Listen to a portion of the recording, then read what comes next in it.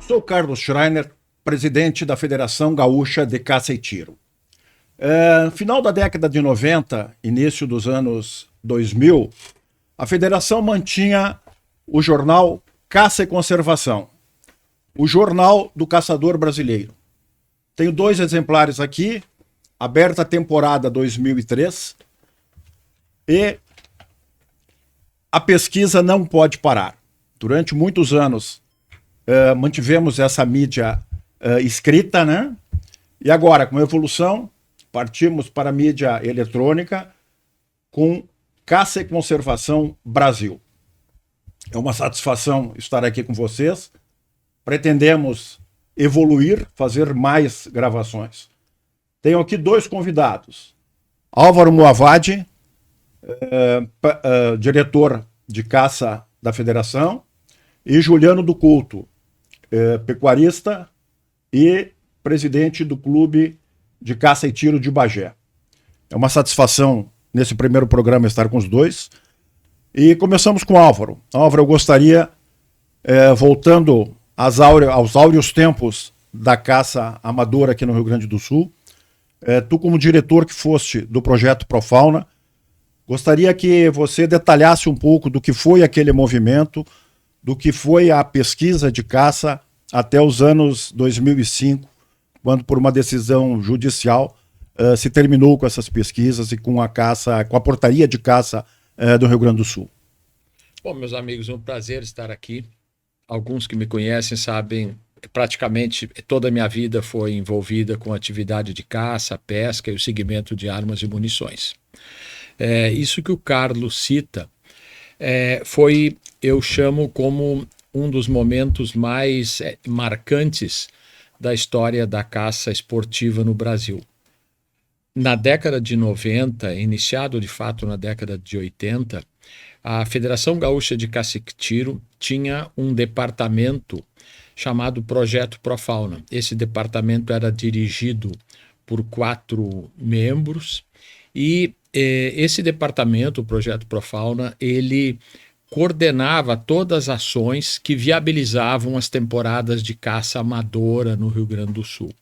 Naqueles anos já não havia mais caça amadora em outros estados brasileiros, infelizmente, mas o Rio Grande do Sul, sem dúvida, era na época e foi durante 2 décadas um exemplo de gestão de caça amadora, de caça desportiva, justamente por um trinômio, que era educação, pesquisa e conservação, né? Então, nós utilizávamos, isso é um molde, uma base de um modelo norte-americano, não foi criado por nós, aonde os caçadores carreavam recursos próprios voluntariamente para que esses recursos pudessem vir a ser utilizados em pesquisa, em fiscalização, e em educação, conscientização. Isso, sem dúvida, foi um case de sucesso até que, infelizmente, nos anos 2000, por uma ação judicial monocrática, foi proibida a caça amadora no Rio Grande do Sul.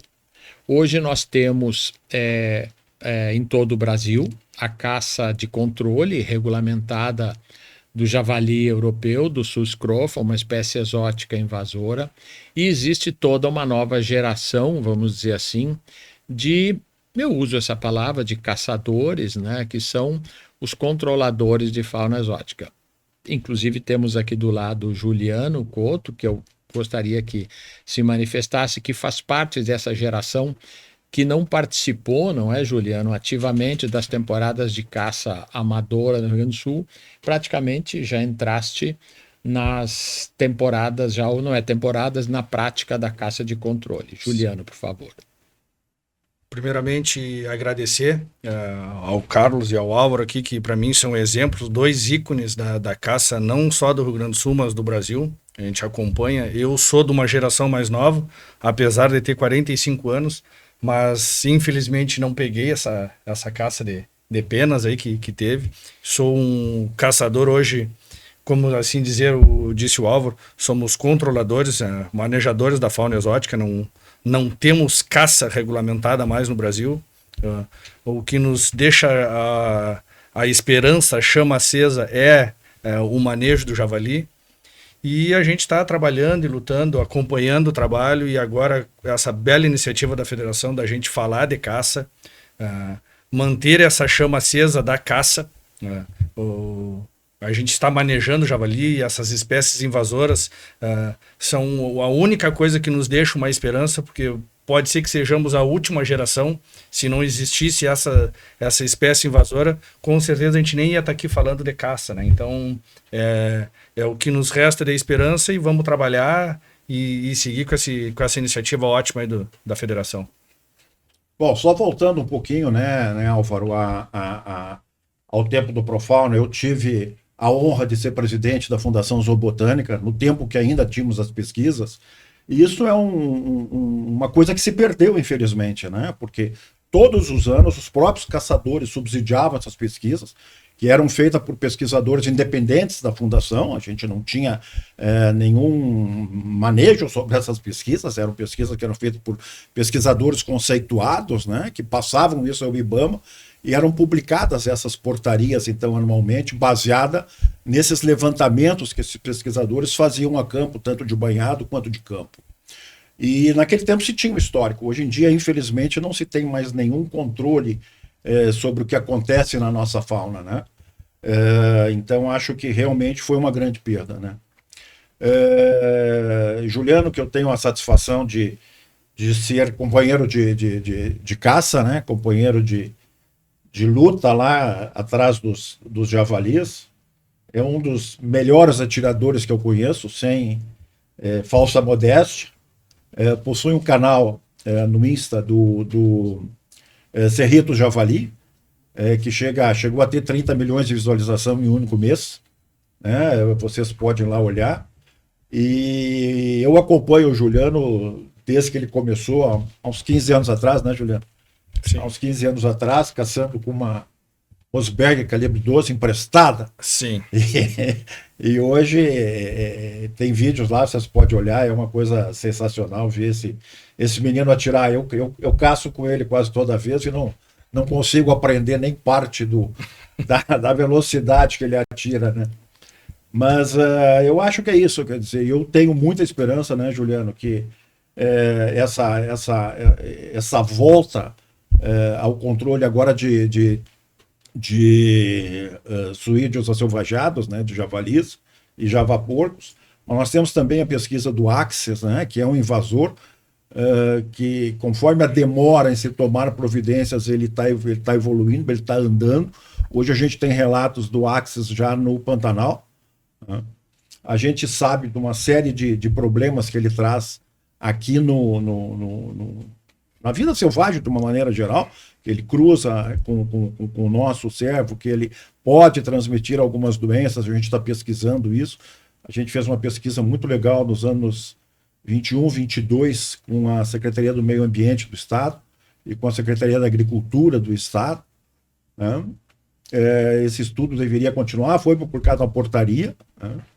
E nós estamos aguardando ainda uma evolução disso, né?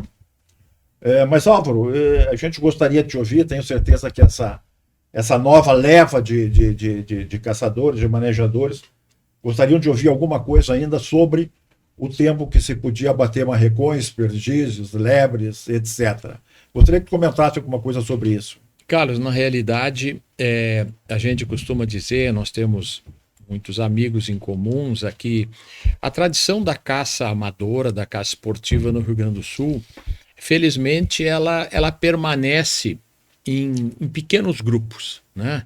Apesar de não praticá-la, mas existem, de modo geral, são herdeiros dessa cultura, filhos ou netos de caçadores esportivos. E eu, quando me reúno com eles seguidamente vêm estar comigo no clube, lá no RS Shooting, do clube que eu dirijo.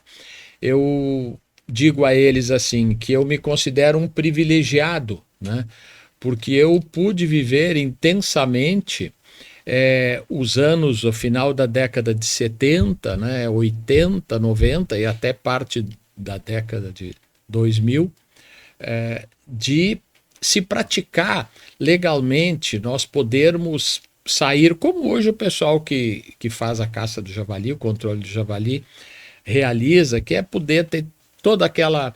Eu me recordo muito bem a expectativa antes das temporadas, né? Era emitida pelo, então, lá no início, quando eu entrei, IBDF, que é o Instituto Brasileiro de Desenvolvimento Florestal, e depois deu lugar a outro órgão que foi o IBAMA, né? Então eram publicadas anualmente as portarias de caça, que era a regulamentação aonde poderia se caçar no estado do Rio Grande do Sul, as áreas, né? Porque era feito, se chamava um zoneamento, né? Essas pesquisas de densidade populacional que o Carlos cita, que a Fundação Zoobotânica Rio Grande do Sul brilhantemente e de uma forma totalmente fidedigna e independente realizava, elas dividiam o estado em grupos, né, em grupos de municípios. E aí havia o que se chamava de uma rotação. Se num ano determinados municípios era permitido a atividade de caça, né, nos próximos 2 anos aquele município ficava fora. Usava-se o termo amador assim, os municípios descansavam, né, da pressão de caça, que era uma pressão realmente leve, porque a temporada de caça, a caça de campo, que era a caça de perdiz, aqui para nós perdizes, para o resto do Brasil codornas e perdizes, e também pombas, enfim, essas espécies de campo, né, a temporada iniciava, de modo geral, no dia 1º de maio, né, e ia até 31 de julho. E, dependendo do ano, mas de modo geral, em junho iniciava-se a temporada de caça, que nós chamávamos aqui do Sul, caça de banhado, que era a caça de aves aquáticas, de patos, né? E aí essa temporada se estendia de junho até final de agosto e eventualmente bem lá atrás, início de setembro, depois encerrava nos anos vindouros, sempre encerrava. E essa pesquisa ela determinava não só os locais onde se podia praticar atividade de caça esportiva, amadora, como ela determinava as quantidades de cada uma dessas espécies elencadas para que você pudesse... Havia um limite por caçador, por semana, enfim, ou por possessão, em que esse caçador ele ia lá, por exemplo, ele ia a Bagé, município onde o Juliano tem a propriedade rural dele. Bagé, vamos dizer, no ano X abria a caça de codorna, de perdiz.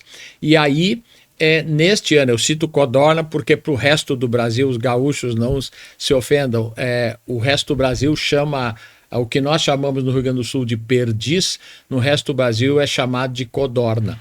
E o que nós chamávamos no Rio Grande do Sul de perdigão, no resto do Brasil se chama perdiz. Por isso que eu cito dessa forma. Então a temporada de campo desta espécie, ela determinava que naquele ano, por exemplo, o limite de abate seriam 15 peças, 15 indivíduos.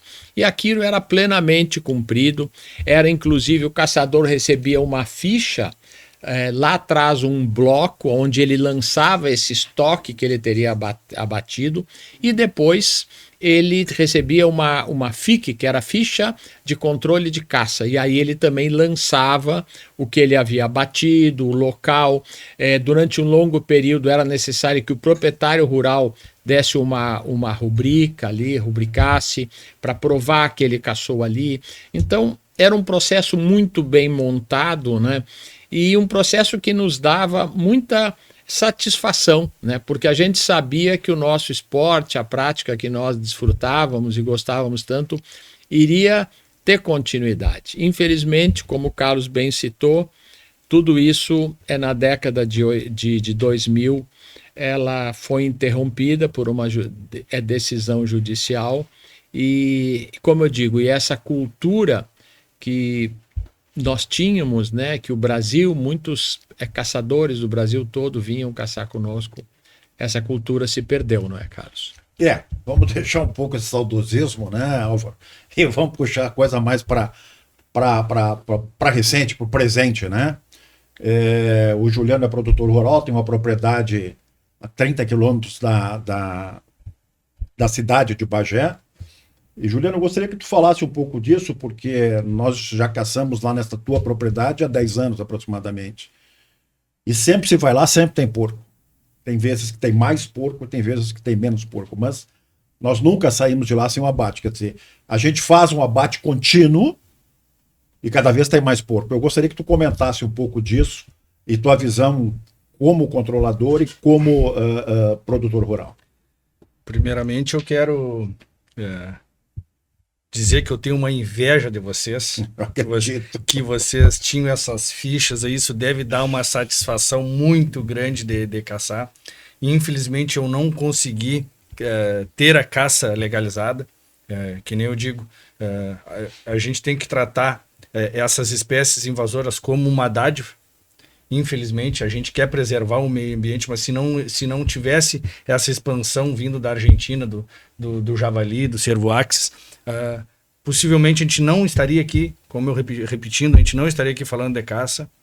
Então é muito importante a gente saber diferenciar manejo de caça esportiva, que quando se confunde esses dois conceitos, atrasa o debate, atrasa a política pública. A gente está num cenário muito escuro, com pressão ideológica, burocratização, e quando a gente mistura esses dois conceitos, que tu falou assim, tem limites, tem cotas, que a gente sabe que o caçador, o que pratica caça esportiva, o conceito de caça esportiva, não é terminar com a espécie, ele vai respeitar aquele 6 patos, vamos caçar 6 patos, 6 exemplares, 10 pombas, vamos abater 10 pombas, completamente diferente da caça, do controle da espécie invasora, que não prevê manter a espécie, diminuir a população. E vários países que não são menos ambientalistas que o Brasil entendem que o caçador é uma ferramenta de gestão ambiental. Ele tem um problema lá de superpopulação, uma população nativa ou invasora. O Estado tem um problema, e daí assim, eu tô com um problema, ele chama o caçador assim, tu vai resolver para mim e eu vou te cobrar. Daí ele cobra taxas, turismo cinegético, que o caçador que utiliza desse recurso da caça devolve esse valor financeiro que vai ser aplicado ali mesmo no recurso, fiscalizando, comprando equipamentos, drones, câmeras de monitoramento para melhorar a fiscalização e a preservação. E a gente vê o que aqui no Brasil? Se não tem uma política, só tem uma questão ideológica. E isso não é preservar o meio ambiente, isso é abandono. Tu não tem nenhuma política. Espécies aí que nem o Álvaro falou, a gente encontrando no Pantanal, o javali é avistado, tem presença em todas as regiões do Brasil. Qual é a política? Mais burocracia para o caçador? Então, lembrando que o Brasil é signatário de diversos tratados de comércio, de inspeção sanitária, de rebanhos. Quem é que controla o rebanho do javali e do cervo-axis?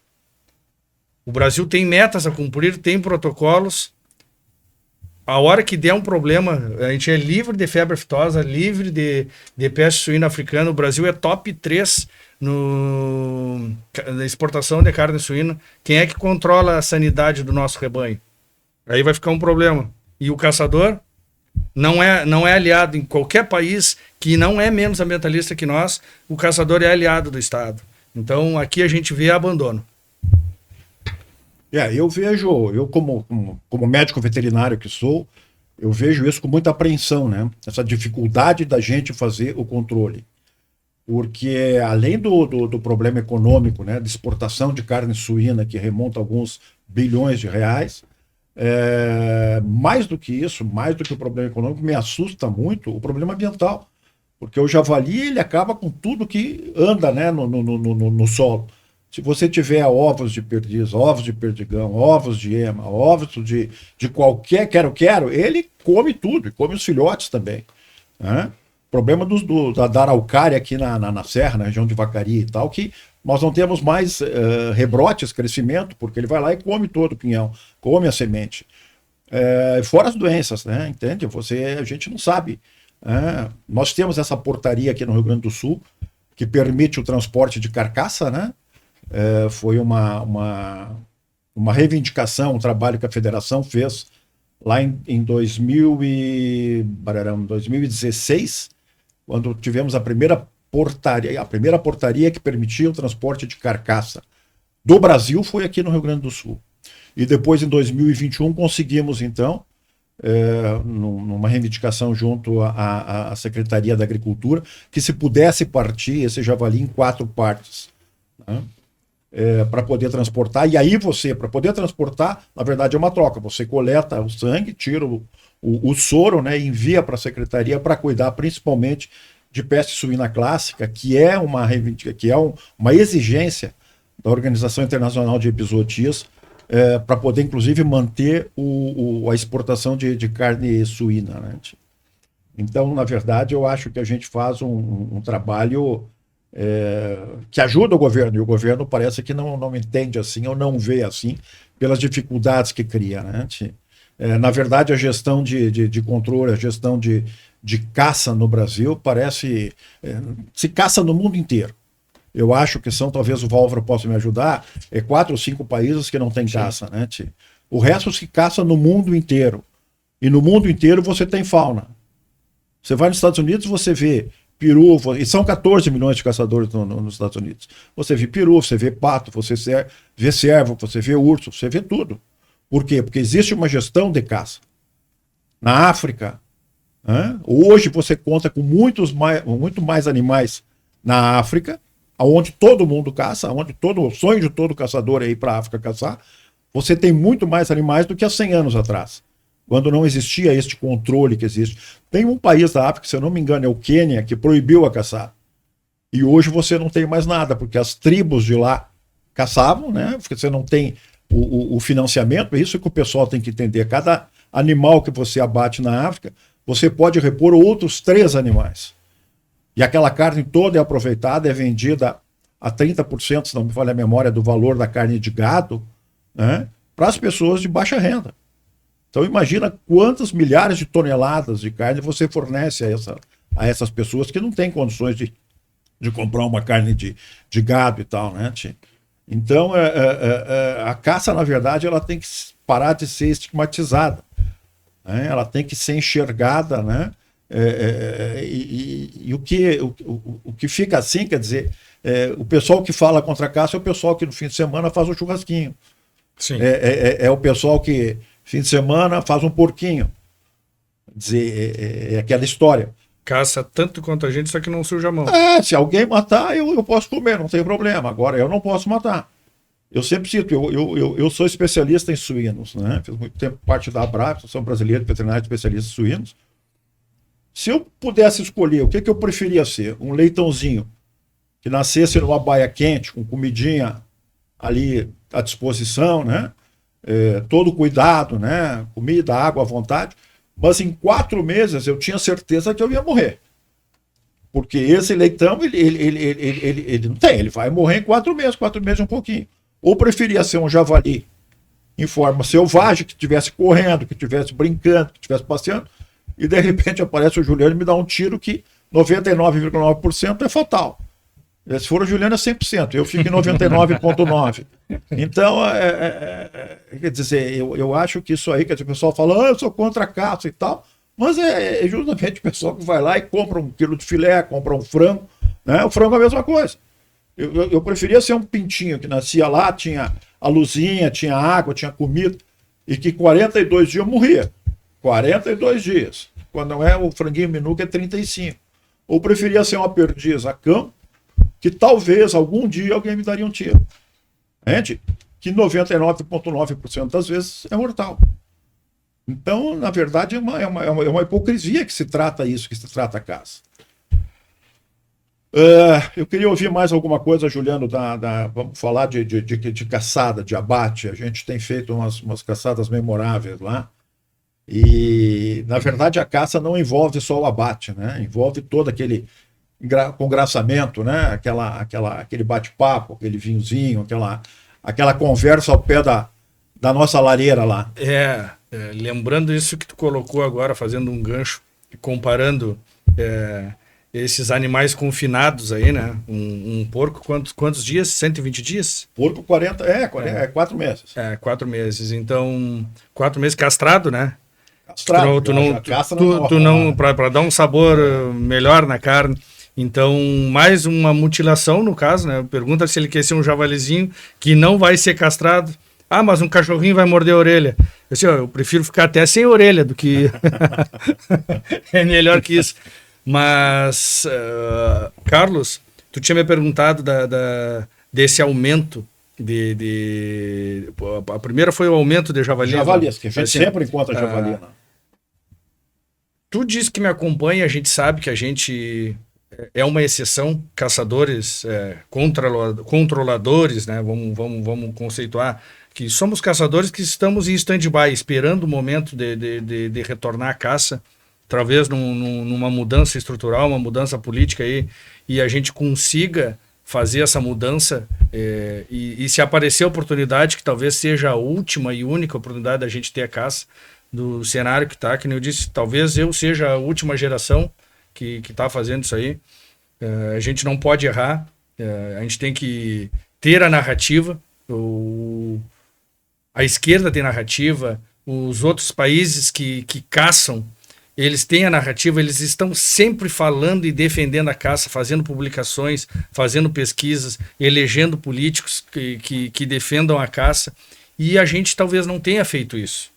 Então não vamos errar novamente, achando que só caçar porque está liberado. Não, a gente tem que ter a narrativa e ter o tempo todo que defender, que fazer pesquisa, que falar da caça, que a gente não consegue viver sem a caça. A exceção de eu e tu caçar lá no nosso coto brasileiro aí que a gente tem bastante javali lá em Bagé, não é o privilégio de muitos, Carlos. Muita gente que caçava com cães, que quando houve essa mudança de governo aí, burocratizou ainda mais. Tu sabe que é veterinário aí, série de documentos até para cães, para tudo. Burocracia, sumiu os caçadores. O pessoal mais humilde que caçava, que fazia o controle com cães, foi desaparecendo. Então, a gente caça numa propriedade que sempre tem porco, mas o cara do vizinho do lado não caça. E isso aí é uma ação conjunta. Tem que ter controladores e a gente mudar o status da caça, que a federação vem trabalhando nisso. Eu venho trabalhando nisso, que nem tu falou do Instagram, que esse Instagram foi uma surpresa, essas redes sociais aí. Eu tenho 224 mil seguidores no Instagram, mais 90 mil no Facebook. No mês de fevereiro conseguimos 32 milhões de visualizações. Isso é inédito na caça, só num mês. A gente pode pegar qualquer influencer, youtuber aí da caça ou do tiro, aí não temos isso. E falando de caça, que é um tema nichado, né? É muito difícil de falar nisso. E eu consegui burlar o algoritmo, porque eu falo muito de preservação. Se a gente ficar falando de caça, a gente sabe que o algoritmo vai derrubar a inteligência artificial. Então, claro que a essência da página é a BATS, a gente vem falando de técnica. E há cerca de um ano eu resolvi aparecer, por causa desse senhor aqui que fez uma pressão, tem que ter um rosto a tua página, e eu gostei, me deu satisfação da gente falar de caça, e é uma coisa que eu quero fazer, quero falar e quero defender a caça, para um dia eu ter o que vocês tiveram. Talvez não tenha essa ficha, vai ser no aplicativo, acho, a gente vai botar ali, mas a gente tem que trabalhar, ter a narrativa, e alinhar as instituições, que nem a gente fez agora outro dia lá em Brasília. A gente não fez foto com político, não fez foto com... A gente foi na CNA, a federação foi, te parabenizo. O Álvaro está há bastante tempo, eu não sei se algum presidente foi na CNA, mas é um passo importante, o alinhamento de instituições, que nem a gente gosta de falar. Tem muita gente que quer ser o pai da criança. Eu fui lá, eu falei com fulano. Individualmente ninguém faz nada sem instituições alinhadas, tem que ter um alinhamento institucional. E claro, a gente tem uma política que ela tem uma ideologia que é contra a caça. A gente tem que entender isso, a gente tem que trabalhar e pavimentar um caminho, como essa ida a Brasília aí, ficamos bem alinhados com a Confederação Nacional de Agricultura. E eu acho que é por aí, a gente está fazendo a nossa parte, queremos ter a caça novamente, e dar continuidade a esse trabalho aí e tocar para frente aí, Carlos. Está muito bem. E o Álvaro aí tem muita coisa para nos ensinar aí. Estou sugando tudo que dá, o que eu posso eu aperto e agradeço. E é um privilégio para mim estar com vocês aqui, que me inspiram. Às vezes acabo sendo mais conhecido que vocês por causa da rede social e a gente sabe o serviço que vocês fizeram e prestaram aí. E com certeza já cansaram bastante de bater com a cara na porta, não deve ser muito fácil. Mas vocês já caçaram, eu não cacei ainda e eu quero caçar com cadernetinha. A gente trabalha para isso, né? A gente trabalha para isso. Mas eu acho que tu falaste uma palavra aí fundamental: união. Infelizmente, o que se vê é um grupinho de controladores aqui, outro grupinho de controladores lá, outro acolá, e um falando do outro. Me recordo quando nós, no começo do ano passado, anunciamos que o IBAMA estava preparando uma nova regulamentação que dificultava ainda mais o controle dos javalis. Tu tiveste acesso a isso, tu viste. Está aberto para quem quiser, até hoje acho que continua aberto. E nós fomos taxados de loucos, que era coisa da minha cabeça, por outro grupo de caçadores. Entende? Quer dizer, o que falta muito é união. Quer dizer, se nós parar de falar um do outro e começarmos a trabalhar junto, quer dizer, em vez desse outro grupo me ligar, diz, pô, Carlos, o que está acontecendo, tal, né? Não, meteu pau, isso estão faltando. Nós na federação, nós não trabalhamos por remuneração nenhuma. A gente trabalha porque a gente acredita, porque eu caço desde 1974. Sou atirador esportivo desde o começo de 2000. Mas eu tenho a caça no DNA. Já tive a felicidade de caçar no Uruguai, Argentina, Estados Unidos, África, Namíbia. Quer dizer, eu faço porque gosto. Eu trabalho para caçar. E agora estou me aposentando para só caçar. Até estou me mudando para Bagé, inclusive, para ver se eu só caço. Porque a gente gosta disso, a gente vive disso. E mais nós que vivemos disso, o nosso amigo Álvaro, né, que além de ser um caçador dos velhos tempos, foi o primeiro, o primeiro blind feito aqui, né, copiou dos Estados Unidos, um blind grande, onde faz lá uma comidinha e mata uns patos e tal. O Álvaro copiou isso aqui. E quando fechou a caçada aqui, ele, para continuar com isso, ele criou, foi sócio-gerente da Lake Mering Outfitters, em Rio Branco, tendo levado muitos caçadores daqui para caçar patos lá, né, durante quase 10 anos, Álvaro? 11 anos. 11 anos. E era uma coisa muito legal. O Álvaro pode falar um pouquinho mais dessa experiência aí. Na realidade, infelizmente, com o fechamento das temporadas de caça aqui, eu e 2 amigos decidimos iniciar uma operação de caça no Uruguai, no município uruguai de Rio Branco, às margens da Lagoa Mirim, né? E ali durante 11 anos operamos um lodge de caça, né? Uma pousada de caça, e foi uma experiência muito, assim, muito gratificante, né? Porque nós recebíamos caçadores, esportistas do Brasil todo e do mundo todo, principalmente. E ali surgiram grandes amizades, inclusive de dentro e fora do Brasil, né?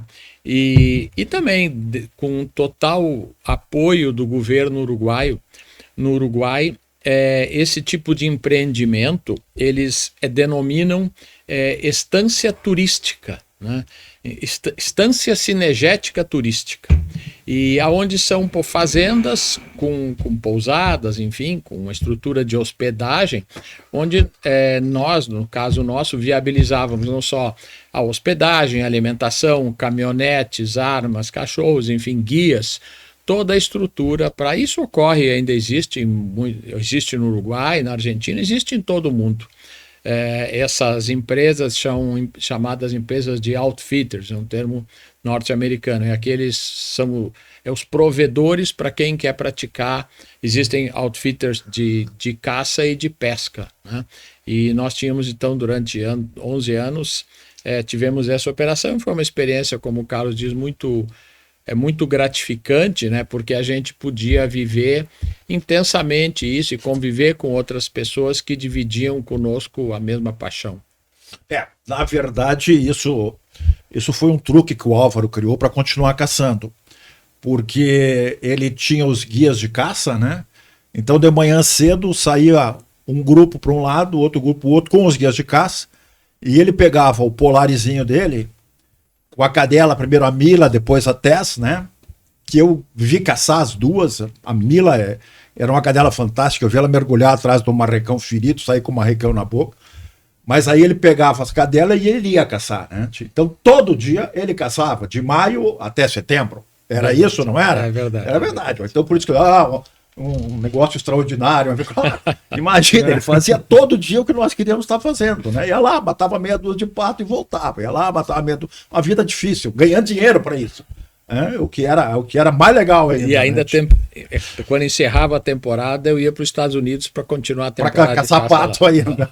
O Álvaro caçou muitos anos nos Estados Unidos. Eu tive a oportunidade de caçar. Fomos caçar ganso das neves, isso, né? Um troço fantástico.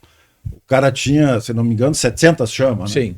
700 chamas com 3 alto-falantes, assim, para imitar os gansos, né? Tipo, para vir. Então a gente tem essas lembranças muito gostosas, né? Aqui no Rio Grande do Sul, eu caçava com meu pai, mais 2 companheiros, a gente saía todo fim de semana, né? Chegava sexta de noite do trabalho, pegava lá a rural, né? E saía daqui a Alegrete, levava umas 10 horas para chegar no Alegrete, porque tinha parte que não tinha nem asfalto ainda, ali de Rosário para frente, no começo não tinha nem asfalto. E se matava as perdizinhas que tinha, né? Era 15 perdiz, o marrecão chegou a ter 50 marrecão, depois foi para 3 marrecão, variava conforme a pesquisa, né? E isso era muito legal. E eu acredito sim, Juliano, que a gente consiga com o tempo voltar. É uma luta diária, e o Álvaro acompanha isso, está acompanhando isso também. A gente evolui, daqui a pouco troca as pessoas que estão mexendo, aí retorna. Esse negócio do Axis, tu vê que a gente fez a pesquisa, se publicou uma portaria, a SEAP, a Secretaria da Agricultura, publicou uma portaria de transporte de carcaça e faltava a regulamentação, 180 dias. Isso faz 2 anos e meio que está parado. O javali é a mesma coisa. Quando eu assumi a primeira vez a federação, em 2009, podiam caçar só os guias de caça, né? E eram 200 guias, só caçavam eles, porque eram caçadores, né? Que eram autorizados, tinha um analista ambiental do IBAMA que ia lá, via se o cara tinha condições, se ele tinha apostadeiro, se ele tinha matilha, e aí liberava para ele. A gente começou um trabalho, em 2010 se conseguiu uma portaria de caça autorizando todos os caques que tivesse serra de caçador a abater javali aqui no Rio Grande do Sul, só no Rio Grande do Sul. Essa portaria depois caiu, o presidente cancelou ela por uma denúncia de uma ONG, né? Uma denúncia de uma ONG, havia maus tratos, cancelando. A gente fez outro trabalho, né? Junto com então a AGAJ, a Associação Gaúcha de Controle de Javalistas Selvajados, com sede em Caxias, hoje infelizmente não existe mais. Né? Se conseguiu uma liberação de uma portaria estadual, e finalmente em 2013, então, teve uma portaria para o abate em todo o Brasil, né? Que vem enfrentando. Imagina a Alemanha. Né? A Alemanha está com problema de javalis com peste suína africana dentro da praça em Berlim. Dentro da praça, na cidade de Berlim. Né? Então esse bicho ele é muito complicado. E aqui principalmente porque o javali aselvajado, o javali puro, ele dá 3 crias para o barrigado. Quando ele chegou aqui e encontrou naquela região de Pinheiro Machado, Pedras Altas, ali se criava muito porco solto. Eu vi o pessoal tropeando porco a cavalo, eles iam no meio do mato e juntavam os porcos. Aí ele encontrou as porcas aqui, deu o java porco com barrigadas de 10, 12 leitões. Né? E mantendo a rusticidade do javali. Né? E o que a gente nota? Às vezes a gente encontra aí 2 fêmeas com quase 50 filhotes. Né? Se por acaso uma mãe é abatida, uma porca é abatida, as outras adotam os bichinhos. Quer dizer, eles têm como tu disseste, o que a gente consegue fazer é controle. A gente não tem mais como extinguir ou erradicar a javali, né? Mas, bom, acho que a gente poderia falar mais alguma coisa da caçada em si. Tu queria comentar alguma coisa de munição, de rifle, como é que a gente faz? A gente hoje está trabalhando com farolete, né? Mas tem caminhadas também na beira da mata, etc. Olha, Carlos, como tu bem tinha mencionado, eu comecei a caçar com uma espingarda semiautomática calibre 12. E era uma facilidade fazer esse abate do javali com uma 12. Uma porque eles não tinham pressão de caça e o bicho fica muito inteligente, diz que tem até uma memória genética que transmite para outras gerações, né? Acredito que sim. Acredito que sim. Essa coraça passou a ficar mais resistente porque era muito cruzado com porco doméstico, o Java porco, como tu mencionou, aumentou muito a fertilidade desse animal. Eu já abati um fenômeno porca com 12 crias, 10 é comum, tu vê bem lá quando a gente abate, uma porca com javalina, com 10, 12 leitões. E hoje a gente vem efetuando esse controle, cada vez com essa pressão de caça maior, o abate com uma distância média de mais de 50 metros, assim, até 50 metros hoje chega a ser uma barbada a gente conseguir chegar a 50 metros de um javali, tal qual é a dificuldade que a gente está tendo, principalmente aqui no nosso bioma pampa, né, Carlos, que é banhado, é mato, ele está sempre perto de um rio ali, já pronto para disparar. Então, a gente está fazendo esse controle com fuzil, calibre 308.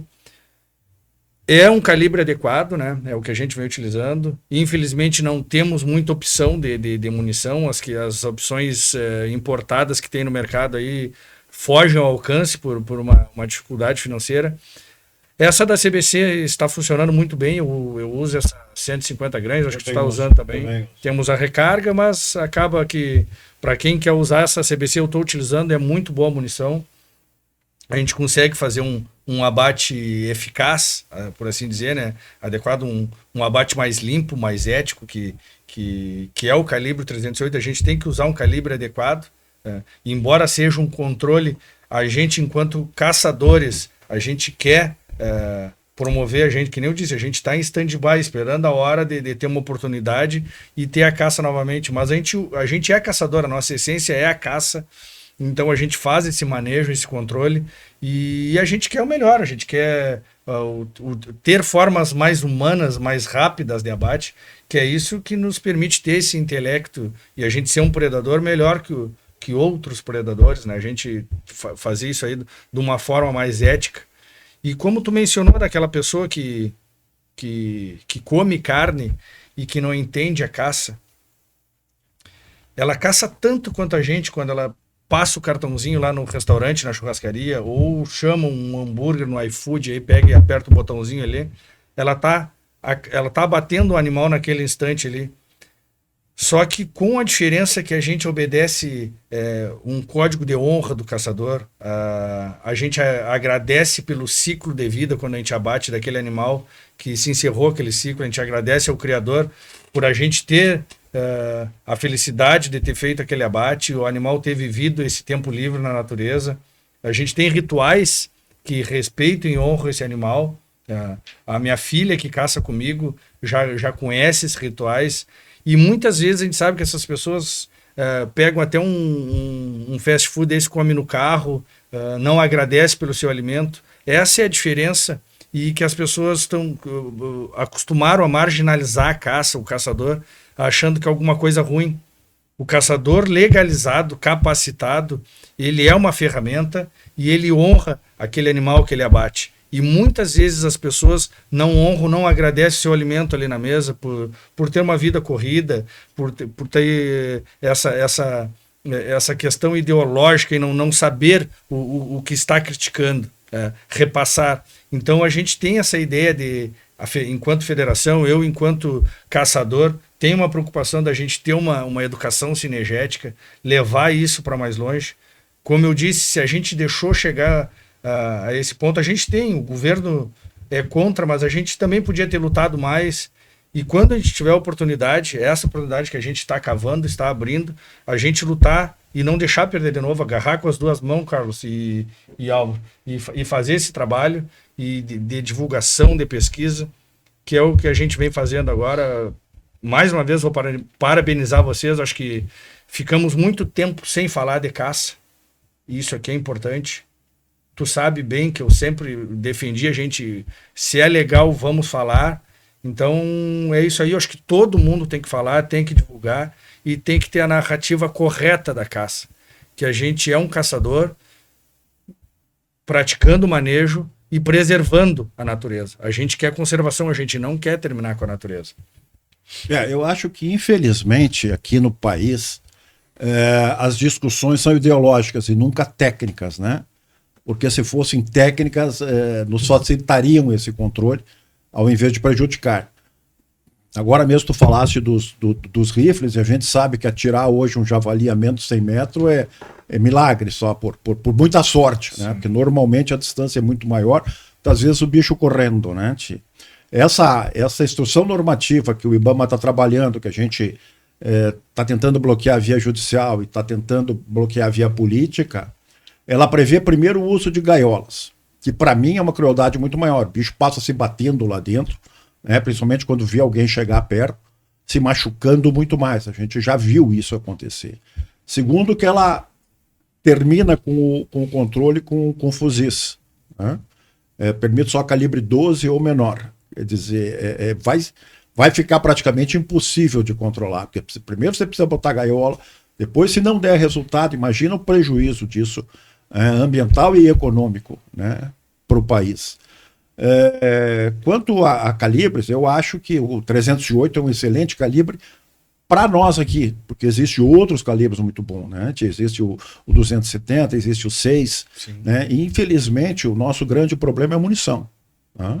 Nós temos munição de caça em calibre 308 hoje, fabricada pela CBC, que eu digo que está muito boa para caçar. A gente tem feito uns tiros fantásticos lá, ela voa bem, ela faz um estrago grande, né? Te provoca um abate praticamente imediato no bicho, né? Mas eu acho muito legal esse bate-papo nosso, né? Entre esses controladores, esses caçadores novos, e a gente que é da velha guarda, né? Eu quando falei que caço desde 74, depois eu fiquei pensando, porra, vão achar que eu sou velho, né, cara? E meio experiente só, né, tchê? Mas, Álvaro, alguma coisa mais daqueles bons tempos aí que a gente... Eu acho que eu gostaria de, aproveitando o gancho teu e do Juliano, voltar um pouco nesse tema dessa, que eu não considero polêmica, mas que é entendido por muitos compreendido como uma polêmica entre a atividade de caça, que eu utilizo a palavra caça, para mim o ato do homem sair a campo com uma arma é um ato de caça, né? Houve uma formalidade numa tentativa de mimetizar a atividade, de chamar de controle. Enfim, é um controle, você está controlando uma espécie exótica invasora, mas para mim, que vivi a minha vida inteira nisso, isso é um ato de caça. Com certeza é um ato de caça. Né? Eu entendo, e muitas pessoas às vezes surpreendem, quando tomam conhecimento que eu sou diretor há 20 anos de uma ONG ambientalista, chamada Sociedade Brasileira para a Conservação da Fauna, né? É uma entidade importantíssima no cenário, que muitas vezes fez parceria com a Federação Gaúcha de Caça e Tiro, com o próprio IBAMA, em convênios internacionais, com o Fundo das Nações Unidas, sempre pesquisas ligadas a manejo de fauna e conservação da natureza. E enquanto dirigente também dessa entidade, que eu não vejo nada e não é conflitante com ser diretor da Federação Gaúcha de Caça e Tiro, até porque no mundo inteiro é assim. Nós é que temos essa visão um pouco obtusa, que conservação e caça não andam juntos. Não. Conservação e caça andam juntas no mundo inteiro. E a caça regulamentada é considerada internacionalmente, pela própria IUCN, uma das mais importantes ferramentas para a conservação da natureza, né? Então, eu respeito tremendamente, as pessoas sempre respeitei. Tenho muitas pessoas das minhas relações que não são contrárias à caça por foro íntimo, né? Mas nós temos que entender que são duas coisas distintas: a conservação, a manutenção de estoques, o manejo, né? A própria caça amadora que prevê a retirada artificial, como se diz na ecologia, de populações no momento adequado, sem que isso não cause dano aos estoques, né? Então, essas duas coisas, Carlos, a gente precisa, eu acho que essa linha de programas vai ser muito importante para a gente, inclusive, tentar quebrar ou ao menos sensibilizar esse paradigma, né? A gente tem que tentar mostrar que os caçadores podem ser grandes aliados da conservação no Brasil, como são no mundo todo. Nós tínhamos um slogan, né? Tu te lembra na federação, né? A caça legal é a maior inimiga da caça ilegal. Perfeito.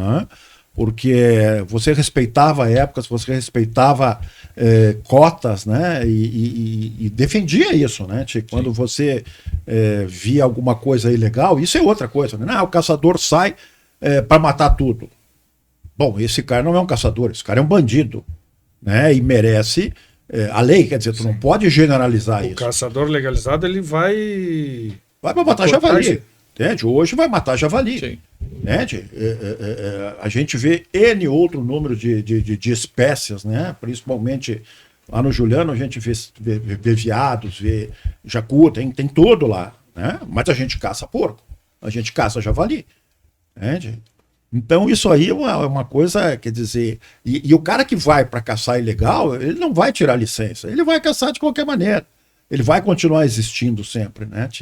Então isso é outra coisa que tem que sair, quer dizer, mas não, então o cara não é caçador, o cara é um ilegal. Nos Estados Unidos tem, inclusive, são nomes diferentes, né? O idioma inglês, Poach. eles têm duas palavras, né? Hunter, que é caçador, e poacher, que é o caçador ilegal. Infelizmente, em língua portuguesa, não há essa divisão. Então, Sim. Os próprios meios de comunicação, quando citam, né? Caçador. É o caçador. E, na realidade, infelizmente, nesse ponto, o idioma inglês ele tem essa vantagem sobre nós. A gente vem nessa luta há bastante tempo, acho que nós vamos continuar nessa luta, mas eu me sinto animado, entende? A gente tem tido alguns avanços, a gente tem tido alguns canais, estamos aí agora com novas eleições, eu acho que é muito importante a gente se unir nesta época, né? Porque a gente precisa avançar muito nisso, a gente tem bastante trabalho, a gente tem ido a Brasília, essa reunião que tivemos a semana passada ainda com a Confederação Nacional da Agricultura, foi fantástica, temos alguns trabalhos a entregar para eles, temos essa ação no tribunal lá em Brasília contra essa portaria, que se sair essa portaria vai ser um desastre, inviabiliza completamente o controle, a gente está trabalhando com isso, continuamos trabalhando com o Servoaxis aqui, né? Estamos aí trabalhando com novos, como é que chama, Juliano? A gente está tentando com o ICMBio algum abate de alguns outros exemplares para se fazer uma nova pesquisa em cima disso, talvez independente dessa vez. A gente vai ter que fazer esse trabalho aí de abater o Servoaxis e caçar, isso vai ser um trabalho difícil. Vai ser difícil, mas tudo pelo bem da ciência, né? Em nome da ciência. E a gente o que precisa fazer é nos unirmos, a gente não pode ser grupo contra grupo, como eu já falei. A gente precisa estar junto, a gente precisa trabalhar junto. Já somos muito poucos, né? Para ainda ficar quem é o pai da criança, né? A gente tem um trabalho sério, a gente tem políticos que a gente precisa contatar, isso é importante. Que se alguém tiver algum contato político que nos passe isso, né? Para a gente tentar evoluir nisso. Já tem alguns políticos aqui trabalhando com a gente, deputado Alceu Moreira é um que eu posso citar, que nos recebeu, que está trabalhando esse negócio do javali, deputado Busato também nos recebeu em Brasília, tivemos junto com o IBAMA, então a gente está se mexendo, está trabalhando, é um trabalho que ainda tem que evoluir muito. Caça e Conservação Brasil, nós vamos melhorar para um próximo programa, né? Esse é o primeiro, um programa piloto. Vamos trazer novos convidados para cá. Vamos diversificar esta pauta. Tem muita gente boa para a gente entrevistar, para a gente trabalhar. Álvaro, eu gostaria que tu fizesse as considerações finais e depois o Juliano. Bom, Carlos, realmente é uma oportunidade rara essa essa mudança, vamos dizer, essa atualização do que era o nosso contato com os associados e com os apaixonados da caça através do jornalzinho, como nós chamávamos, Caça e Conservação, e que agora, vamos dizer assim, numa versão digital, né, atualizada em função dos novos tempos. Então eu acredito que isso aqui vai ser um espaço muito interessante para que todos que gostam da atividade de caça, que quiserem se informar, que podem inclusive mandar sugestões diretamente para a Federação Gaúcha de Caça e Tiro, e que nós possamos dar continuidade a essa relação e que seja extremamente próspera. Tá bem. Parabenizar mais uma vez aí a federação, que nem eu falei muitas vezes, por não divulgar ações que tu mencionou aí, que vem sendo feito trabalho de pesquisas e da Brasília, pagamento de biólogos, de advogados, de licenças para pesquisa e liberação dessas espécies invasoras. Muita gente, muito caçador do Brasil não sabia desse trabalho da federação, ou não teve acesso, por ser a Federação Gaúcha. Talvez eu acho que a única federação da caça do Brasil, de caça e tiro, que faça alguma coisa pela caça. Acho que não tem uma outra que a gente vê, assim, tem associações e outras instituições, mas a federação quantos anos temos com a federação? 85. 85 anos, e sempre trabalhando. A gente que é da diretiva e sabe do trabalho da federação, mas muita gente não conhecia, Carlos. Não conhecia esse trabalho, não sabia que tinha esse jornalzinho, e agora vai ser publicado, e viu quantos anos de trabalho teu e do Álvaro aí que foi feito aí pela caça no Brasil. Então eu tenho orgulho de fazer parte desse time aí, e vamos para frente. Bom, só divulgando, eu toda terça-feira pela manhã estou na federação, está aberto a quem quiser me ligar, quem quiser trocar uma ideia. A federação fica na Rua Portugal 840, aqui em Porto Alegre, a nossa sede. Toda terça de manhã eu estou por lá, e estamos abertos a receber ideias, a receber perguntas, a trocar. Essa troca de informação é muito importante.